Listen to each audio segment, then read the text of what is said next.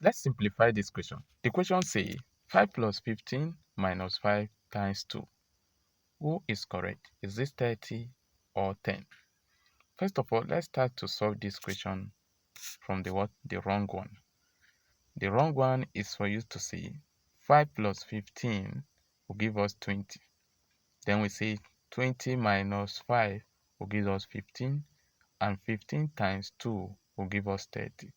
This is wrong. Why? Because you did not follow BODMAS.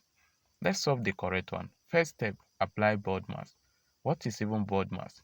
Bracket of division, multiplication, addition, and subtraction.